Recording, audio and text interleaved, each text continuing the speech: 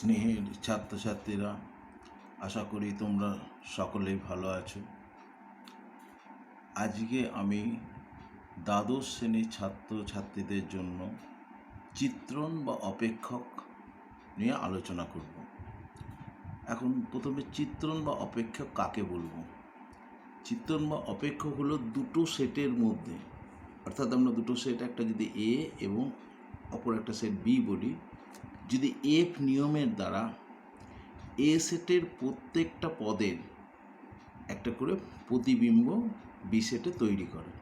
যেমন এখানে চিত্রে দেখো, 1টা এতে গেছে, 2টা বিতে গেছে, 3টা বিতে গেছে, 4টা সিতে গেছে। সুতরাং এই ধরনের এই যে এফ নিয়মের দ্বারা এ থেকে বি এর এইরকম যে সম্পর্ক তৈরি হচ্ছে, অর্থাৎ এই নিয়মের দ্বারা এই পদগুলো বি সেটের পদের সঙ্গে সম্পর্ক তৈরি হচ্ছে, এটাকে বলা হবে ম্যাপিং। বাংলায় বলা হয় চিত্রণ বা অপেক্ষক, ইংরাজিতে আবার ফাংশনও বলা হয়। এখন এটাকে এইভাবে লেখা হয়, F maps A to B, যেখানে এটাকে বলা হবে সংজ্ঞার অঞ্চল আর বিটাকে বলা হবে উপ অঞ্চল।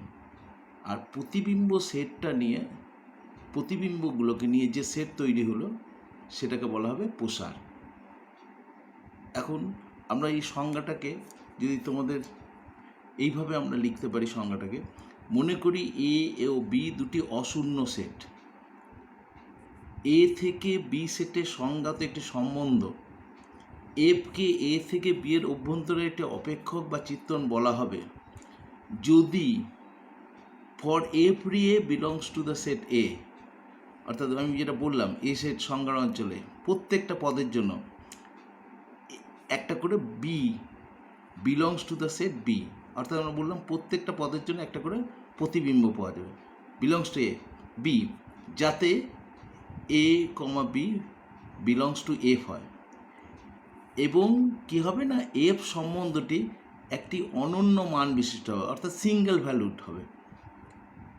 অর্থাৎ আমি বলছি, যেমন A B belongs to F এবং A C belongs to F হলে বি এবং সি পরস্পর সমান হতে হবে। অর্থাৎ একটা ওই প্রাকবিম্বর জন্য একটা নির্দিষ্ট, মানে দুটো পৃথক পৃথক বিন্দুতে কিন্তু আমাদের প্রতিবিম্ব তৈরি হবে না। অর্থাৎ এর প্রতিবিম্ব যদি বি যদি এর প্রতিবিম্ব হয় এবং সি এর প্রতিবিম্ব হলে বি এবং সি পরস্পর সমান হতে হবে, তাহলেই এটাকে বলা হবে চিত্রণ বা ম্যাপিং।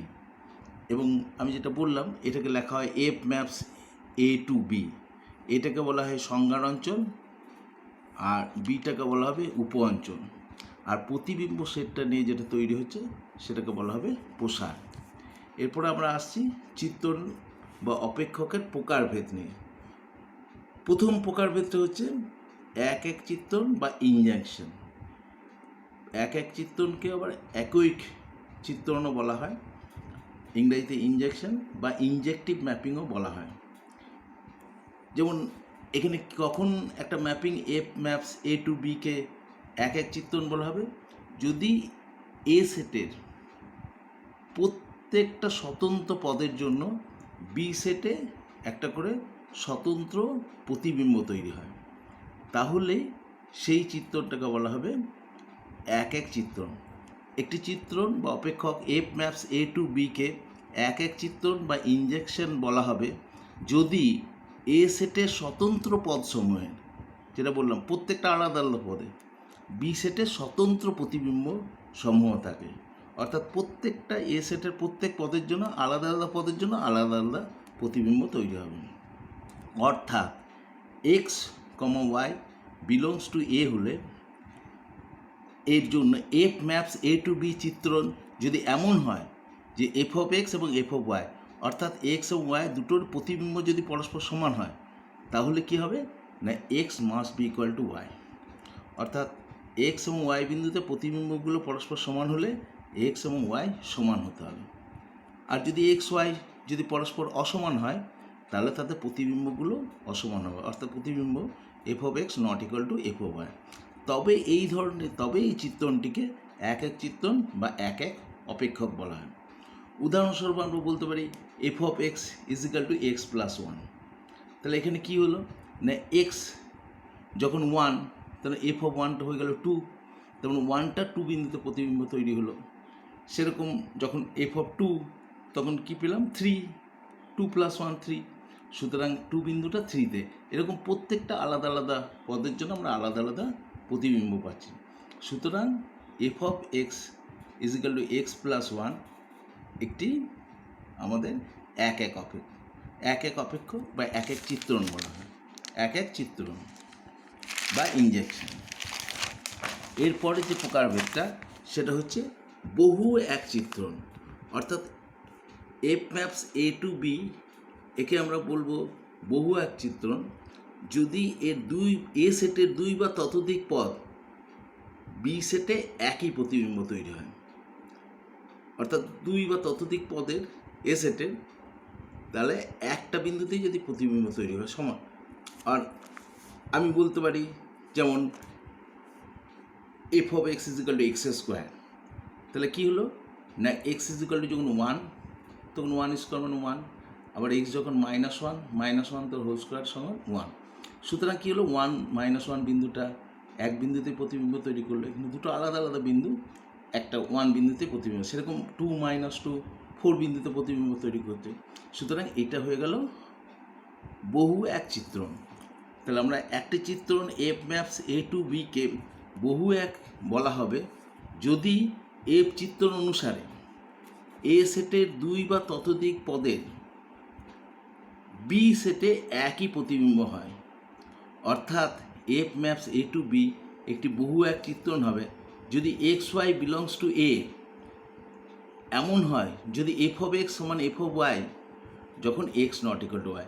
যেমন এখানে 1 - 1 এটা পরস্পর সমান নয়, কিন্তু আমাদের এফ অফ ওয়ানটাও ওয়ান হচ্ছে -1 তো হোল স্কোয়ার ওয়ান। সুতরাং কী হলো এখানে 1 - 1 পরস্পর সমান নয়, কিন্তু এফ অফ ওয়ান এবং এফ অফ -1 ওই F of x equal x square এই নিয়ম অনুসারে আমাদের বহু এক চিত্রণ হয়ে যাচ্ছে। এরপরে যে প্রকারভেদটা সেটা হচ্ছে অন্তঃচিত্রণ বা অন্তঃচিত্রণ। এটা অন্তঃচিত্র বা অন্তঃচিত্র কাকে বলবো না বি সেটে কমপক্ষে এবং একটা পদ থাকবে যে পদের জন্য এ সেটে কোনো প্রাকবিম্ব থাকবে না। বি সেটে কমপক্ষে একটা পদ থাকবে যার জন্য এ সেটে কোনো প্রাকবিম্ব থাকবে না। অর্থাৎ আমরা যেটা প্রথম দেখতে পাচ্ছ এখানে বি সেটে ডি এবং ই এর কোনো প্রাকবিম্ব এ সেটে নেই। সুতরাং এইরকম ধরনের চিত্রণ হলে তাকে আমরা বলবো অন্তঃচিত্রণ বা অন্তঃচিত্রণ। একটি চিত্রণ এফ ম্যাপস এ টু বিকে অন্তঃচিত্রণ বা অন্তঃচিত্রণ বলা হবে যদি বি সেটে কমপক্ষে একটি পদ থাকে যার এ সেটে কোনো প্রাকবিম্ব নেই। অর্থাৎ F maps A to B একটা অন্তঃচিত্রণ বা অন্তঃচিত্রণ হবে যদি এফ নিয়ম অনুসারে এ এর প্রতিবিম্ব সেট বি সেটের প্রতিবিম্ব সেটটাকে আমরা পাল্লা বলি, বি সেটের যথার্থ যেন উপসেট হয়, উপসেট হয়ে যাবে, তাহলে সেই চিত্রণটাকে বলবো আমরা অন্তঃচিত্রণ বা অন্তঃচিত্রণ। আরেক ধরনের প্রকারভেদ হচ্ছে উপরিচিত্রণ বা সারজেকশন ম্যাপিং। উপরিচিত্রণ কাকে বলবো না বি এখানে বি সেটের প্রত্যেক পদের জন্য এ সেটে কম করে একটা করে প্রাকবিম্ব থাকবে, তাহলেই আমাদের সেই চিত্রণটাকে বলবো আমাদের সারজেকশন। মানে বি সেটের কোনো একটা পদ বেশি থাকবে না যার কোনো প্রাকবিম্ব নেই। অর্থাৎ বি সেটের প্রত্যেক পদের জন্য এ সেটে কম করে একটা প্রাকবিম্ব থাকবে। যেমন এখানে চিত্রে এ এবং বি এফ নিয়মের দ্বারা এটা 1-এ গেছে, বিটা 2-তে গেছে, সিটা 3-তে গেছে, ডি এবং ই দুটোই 4-এ গেছে। তারপরে দেখতে পাচ্ছ এখানে প্রত্যেকটা প্রতিবিম্বের জন্য আমার প্রাকবিম্ব আছে। সুতরাং এই ধরনের চিত্রণটাকে আমরা বলবো উপরিচিত্রণ বা সারজেকশন। একটি চিত্রণ এফ ম্যাপস এ টু বিকে উপরিচিত্রণ বা সারজেকশন বলা হবে যদি বি সেটের প্রত্যেক পদে এ সেটে কম করে একটি প্রাকবিম্ব থাকে। তাহলে সারজেকশন চিত্রণের ক্ষেত্রে কী হলো এফের উপক্ষেত্রটা হয়ে যাবে এফের প্রসার। অর্থাৎ আগে দেখো এখানে কি ছিল, প্রসারটা হচ্ছে উপক্ষেত্র বি এর সাবসেট। যখন এখানে ডিই প্রত্যেকটাই আমার এর প্রিমেজ থাকতে হবে, তার মানে কী হয়ে যাচ্ছে, এই পুরো সেটটাই তখন হয়ে যাচ্ছে, যদি উপরে চিত্রণ হয় তখন ডি এবং ই এরও প্রিমেজ থাকতে হবে, তাহলে পুরো বি সেটটা হয়ে যাচ্ছে, তাহলে উপ অঞ্চলটা হয়ে গেল প্রসার। তাহলে উপরে চিত্রণ হতে হলে বি এই সেটটা প্রসার হয়ে যাবে, অর্থাৎ সারজেকশন ক্ষেত্রে উপক্ষেত্র সমান এফের প্রসার। এরপরের প্রকারভেদটা হলো বাইজেকশন বা বাইজেক্টিভ চিত্রণ। কখনো একটি চিত্রণকে বাইজেকশন বা বাইজেক্টিভ চিত্র বলা হবে। এফ ম্যাপস এ টু বিকে একটি বাইজেকশন বা বাইজেক্টিভ চিত্রণ হবে যদি সেই চিত্রণটা এক এক এবং উপরিচিত্রণ হয়, এক এক মানে ওয়ান ওয়ান এবং অন টু পরিচিত্রণ হয়, তবেই সেই চিত্রণটাকে বলা হবে বাইজেক্টিভ চিত্রণ। যদি কোনো চিত্রণ f maps A to B একই সঙ্গে এক এক এবং উপরে চিত্রণ হয়, তবে এফকে এক এক উপরে চিত্রণ বা বাইজেক্টিভ চিত্রণ বলে। সুতরাং বুঝতেই পারছো আমাদের এক এক চিত্রণ হওয়ার শর্ত প্রত্যেকটা স্বতন্ত্র পদের জন্য, এ সেটের প্রত্যেকটা স্বতন্ত্র পদের জন্য বি সেটে তার প্রতিবিম্ব থাকতে হবে, আর বি সেটের প্রত্যেকটা পদের জন্য কমপক্ষে একটা করে এ সেটে প্রিইমেজ থাকতে হবে। সেটাকে আমরা বলছি যে, তার মানে f maps A to B একটি বাইজেক্টিভ চিত্রণ হবে সকল a one A two belongs to A হলে এর জন্য এফ অফ এ ওয়ান সমান F of A two implies a one is equal to এটি। অর্থাৎ বলছি যে প্রতিবিম্ব দুটো সমান হলে ওই বিন্দু দুটোও সমান হতে হবে, বা এ ওয়ান তবে তো এক একের হতে পারে, এ ওয়ান এ টু যদি নট ইকুয়াল টু হয় তাহলে F of A one not equal to F of A two হবে। আর উপরে চিত্রণ হলে কী হবে, সকল B belongs to the set B এর জন্য কমপক্ষে একটি A belongs to the set A পাওয়া যাবে যাতে F of A is equal to B হয়। আমরা বললাম উপরে চিত্রণ কী হলো, বি সেটের প্রত্যেকটা পদের জন্য, বি সেটের প্রত্যেকটা পদের জন্য কমপক্ষে একটা করে এ সেটে প্রিইমেজ থাকবে, অর্থাৎ প্রাকবিম্ব থাকবে, তবেই সেটা আমার উপরে চিত্রণ হবে।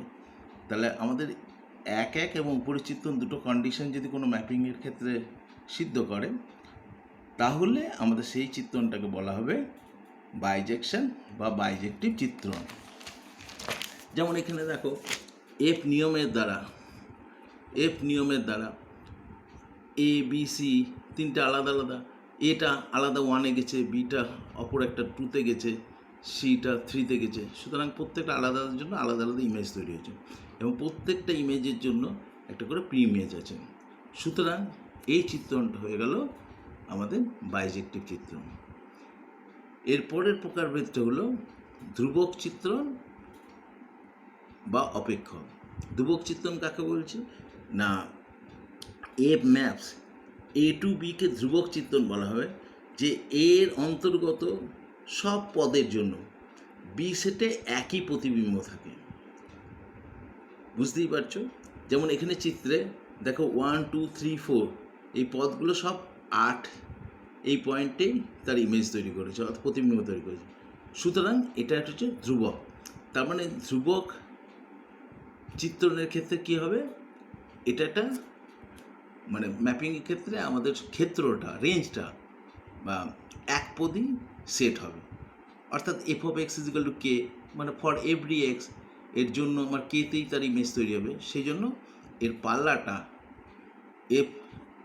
এর পাল্লাটা হয়ে যাবে একটা একপদী সেট। সুতরাং ধ্রুবক অপেক্ষক আমাদের এইভাবে। এরপরের ভাগটা হলো উপাদান স্থির চিত্রণ। কাকে বলবো, উপাদান স্থির চিত্র মানে এফ ম্যাপস এ টু একে একটু কোনো চিত্রণ এফ ম্যাপস এ টু একে একটা উপাদান স্থির চিত্রণ বলা হবে যে প্রত্যেকটা x belongs to the set A এর জন্য F of x is equal to x হয়, অর্থাৎ f of x is equal to x মানে এফ অফ ওয়ানটা সমান ওয়ান, এফ টু সমান টু, বা এ সমান এ, বি সমান বি, এইভাবে, অর্থাৎ প্রত্যেকের নিজের বিন্দুতেই তার প্রতিবিম্ব তৈরি করবে, মানে ওয়ানটা ওয়ানে, মানে প্রি ইমেজটা এবং ইমেজটা দুটোর ভ্যালু সেম হবে। তাহলে সেই ধরনের চিত্রণকে আমরা বলবো উপাদান স্থির চিত্রণ। এটাকে কীভাবে সূচিত করা হয় না আই অফ এ এক্স দ্বারা। সুতরাং বুঝতেই পারছো এখানে যে আয়ের ক্ষেত্র আর আয়ের প্রসার এরা দুটোই সমান হবে এবং তারা এ সেটের সঙ্গে সমান হবে। কারণ এখানে 1 2 3 4 হলে এখানে 1 2 3 4 হয়ে যাবে। সুতরাং তার ইমেজগুলো যেহেতু, এরপরে দুটো চিত্রণকে কখন সমান বলবো, দুটো অপেক্ষক বা চিত্রণ কখন সমান বলবো? সমান বলবো তখনই যদি দুটো চিত্রণ এফ এবং জিকে সমান বলবো তখনই যদি এফের ক্ষেত্র এবং জি এর ক্ষেত্র পরস্পর সমান হয় এবং x for every x belongs to DF বা ডিজির জন্য F of x is equal two G of x হয়।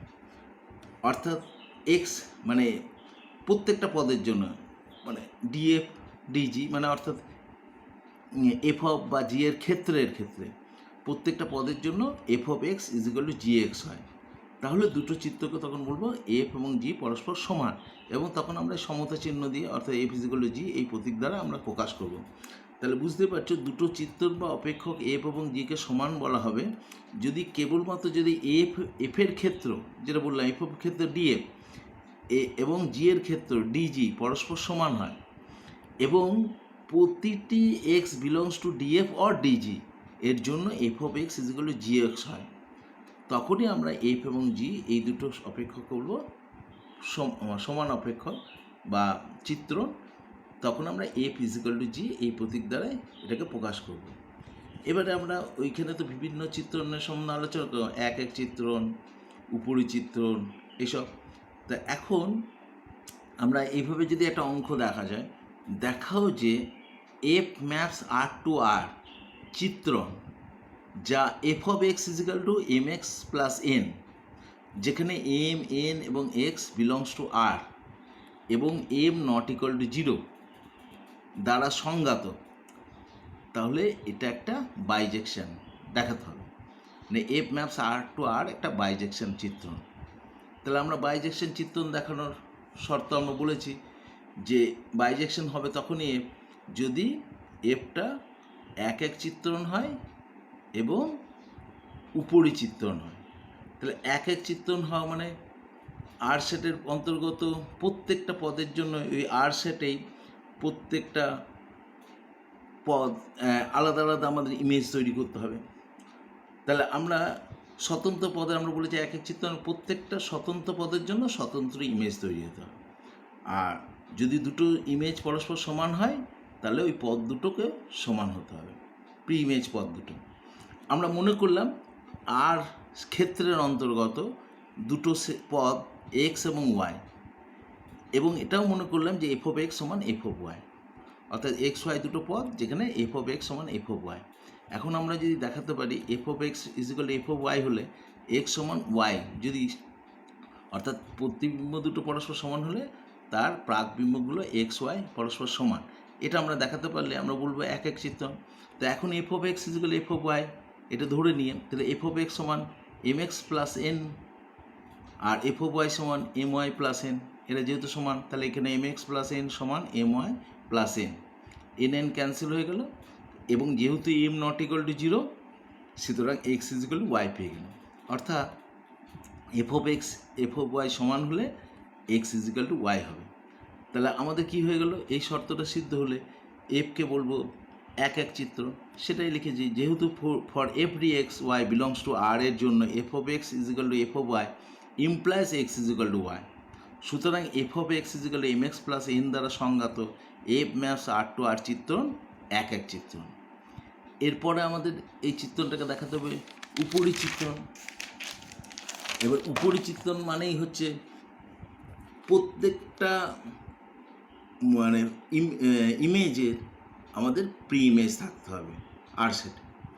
সুতরাং আমরা এখানে কি করলাম না আর উপ অঞ্চলের ওপরে একটা যে কোনো পদ আমরা ওয়াই নিলাম এবং f of x is equal to Y, অর্থাৎ এই ওয়াই ইমেজটা তৈরি হয়েছে এক্স এই প্রি ইমেজ পদের জন্য, অর্থাৎ এক্স বিন্দুর ইমেজ হলো ওয়াই, এক্সটা হলো প্রি ইমেজ আর ওয়াইটা হলো ইমেজ।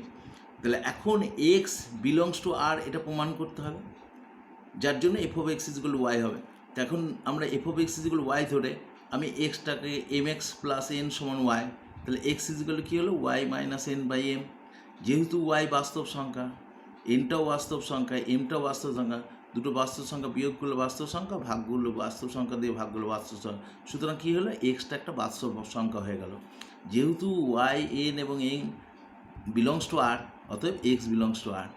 তাহলে আমরা কী করলাম না ওয়াই আর উপাঞ্চল অন্তর্গত ওয়াইয়ের জন্য এমন একটা পদ y minus n by m পেলাম, যার প্রতিবিম্ব তৈরি করছে এফের। যেমন তার মানে কী হচ্ছে আর উপ অঞ্চলের অন্তর্গত ওয়াই পদ হলো আর ক্ষেত্রের এই যে y minus n by m, এই যে এক্সের মানটা এখন আমি পেয়েছি y minus n by m, এই পদের এফ প্রতিবিম্ব। দেখো এটাকে আমরা যেখানে দেখিয়ে দিচ্ছি f of x is equal to কী হলো, এক্সের জায়গায় এখন আমি এই ভ্যালুটা বসাচ্ছি f of y minus n by m. তাহলে আমাদের f of x is equal to কি এম এক্স প্লাস এন, তাহলে এখানে এম এক্সের জায়গায় এখন y minus n by m বসালাম, প্লাস এন ক্যান্সেল করে আমরা y minus n plus m সমান ওয়াই। তার মানে কী হচ্ছে এই y minus n by m এই পদের জন্য আমরা ওয়াই বিন্দুতে একটা ইমেজ পেলাম। অর্থাৎ বুঝতেই পারছো, তার মানে প্রত্যেকটা ওয়াইয়ের জন্য আমরা একটা করে, ওয়াইটা তো আমরা সাধারণ, সুতরাং প্রত্যেকটা ওয়াইয়ের জন্য আমরা একটা করে প্রি ইমেজ এরকম y minus n by m করে পাবো। সুতরাং কী হলো আর ক্ষেত্রের সংজ্ঞাতে এফ একটি উপরি চিত্রণ হয়ে গেল। তাহলে কী হলো এফটা হয়ে গেলো এক এক চিত্রণ আবার উপরি চিত্রণ, সুতরাং কী হয়ে গেল এটা একটা বাইজেক্টিভ চিত্রণ। অতএব যেহেতু এফ ম্যাপস আর টু আর একটি এক এক উপরি চিত্রণ, সুতরাং এফ চিত্রণটি বাইজেক্টিভ। এইভাবে তোমাদের হয়তো কখনো উপরি চিত্রণ শুধু প্রমাণ করতে বলতে পারে, কখনো এক এক চিত্রণ দেখাতে পারে, এইভাবে তোমাদেরকে দেখাতে হবে বিভিন্ন টাইপের। এরপরে চিত্রণের সংযোজন, অর্থাৎ দুটো চিত্রণকে কখন সংযোজন করো।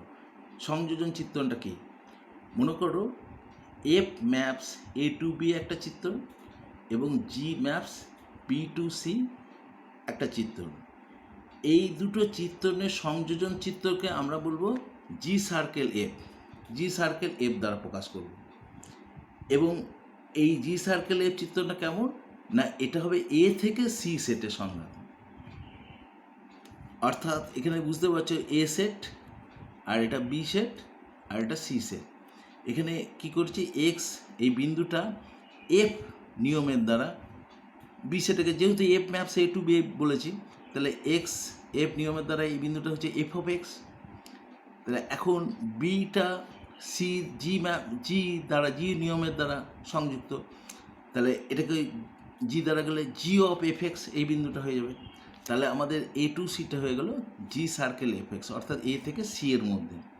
সেটাই আমি বললাম যে এখানে জি সার্কেল এফ দ্বারা প্রকাশ করা এবং জি সার্কেল এফ বলতে এখানে এ থেকে সিতে সংজ্ঞাত একটা সম্বন্ধ বোঝাবে, ঠিক আছে। সুতরাং এই সম্বন্ধটা যদি আমরা কীরকম হবে না, g circle f is equal to AC, এই পদগুলো এসি পদ মানে সেটটা তৈরি হবে, সেগুলো যে অর্ডার পেয়ার এসি, যেখানে এইটা হবে মানে এ সেটের সেট অর্থাৎ এ, এবং সিটা হলো সি সেট ক্যাপিটাল সি অর্থাৎ সি সেটের সেট, সি সেটের এলিমেন্ট। সেটা এটা হলো স্মল, এটা হলো এ সেটের এলিমেন্ট এবং স্মল সিটা হলো সি সেটের এলিমেন্ট। তাহলে বি বলে একটা পদ আমরা belongs to the set B পাবো, যার জন্য এফ অফ এটা হয়ে যাবে বি এবং জি অফ বিটা হয়ে যাবে সি। অর্থাৎ এখানে বুঝতেই পারছো আমি এ সেটের এখন এখানে নিয়েছি এ বিন্দুটা, তাহলে এ আর এইটা হয়ে গেছে এখন সি, তাহলে এ টু সি হবে। তাহলে আমাদের এই যদি জি সার্কেল এফের মধ্যে তো বি একটা সেট আছে, তাহলে এফ নিয়মের দ্বারা এটা কী হয়ে যাবে এফ হবে, এফ অফ ওটা কী হয়ে যায় আমি বলেছি বি বিন্দুতে একটা পাবো বি, তাহলে এফ অফ এ ইজ গেল বি হয়ে গেল, আর জি অফ বিটা কী হয়ে গেল সি হয়ে গেল। কারণ এখানে বি, এখানে এটা হয়ে গেছে কি এফ অফ এ মানে হচ্ছে বি, আর বিটা হয়ে গেলো জি অফ বিটা এখন এখানে সি সি হয়ে গেছে, কারণ এ টু সি আমাদের এসি বলেছি। তাহলে এইরকম মানে মানে সেট হলে তাকে বলবো দুটো চিত্রণের সংযোজন। এবার সংযোজনের কতগুলো ধর্ম আছে। সংযোজন বিনিময় সূত্র মেনে চলে না, অর্থাৎ g circle f is not equal to f circle g, কিন্তু এরা অ্যাসোসিয়েটিভ প্রপার্টি হোল্ড করে। অর্থাৎ যদি জি এফ এইচ হয়, G circle first bracket F circle H that is equal to G circle F within first bracket circle H. এইভাবে আমাদের associative প্রপার্টিটাকে মেনে চলে, কিন্তু কমিউটেটিভ প্রপার্টি অর্থাৎ বিনিময় নিয়ম মেনে চলে না। এরপরে আরেক ধরনের চিত্রণ আছে, সেটা হচ্ছে বিপরীত চিত্রণ।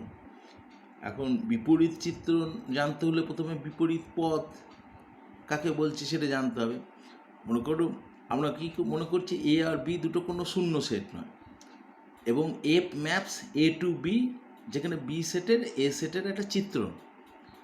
যদি বি সেটের যে কোনো পদ বি এর জন্য এ চিত্র অনুসারে বি এর প্রাকবিম্ব A belongs to capital A হয়, যার জন্য F of A is equal to B হয়, তাহলে এ কে বলা হবে বি এর বিপরীত পদ। অর্থাৎ আমি বলতে চাইছি একটা চিত্রণ F of maps A to B, মানে এ থেকে বি সেটের একটা চিত্রণ। তাহলে বি সেটের যে কোনো পদ একটা নিলাম, মনে করলাম বি, যার জন্য আমাদের প্রাকবিম্ব আমরা এ পাবো, সেই প্রাকবিম্ব এটা হয়ে গেল ক্যাপিটাল এ সেটের একটা পদ। এবং তার মানে আমরা এফ নিয়মের দ্বারাই তো এটা বিতে ম্যাপ হয়েছে, সুতরাং f of A is equal to B আমরা বলবো, f of A is equal to B. তাহলে এই বিকে বলা হবে এফ এর বিপরীত পদ। এবং আমরা কিভাবে লিখব, A is equal to F inverse B, A is equal to F inverse B, অর্থাৎ এটাকে আমরা এফ ইনভার্স বি দ্বারা প্রকাশ করব। এরপরে তাহলে আমাদের